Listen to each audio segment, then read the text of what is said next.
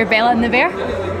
So you just became winners at the CalMac Culture finalists here at King Tut's. How are you feeling? Awesome. Amazing, yeah, really good.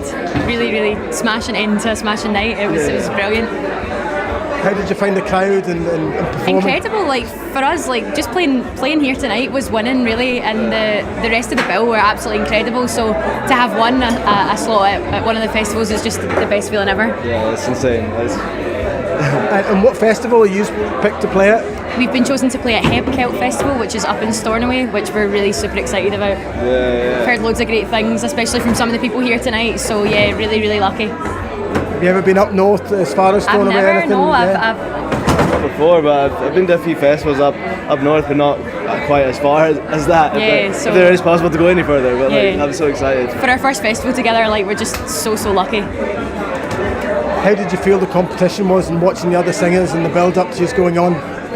Really strong, like it was, we watched, just enjoyed every single act on the bill, and like I said, just being on this bill tonight was definitely winning for us. But yeah, I thought the competition was really fierce in a brilliant way.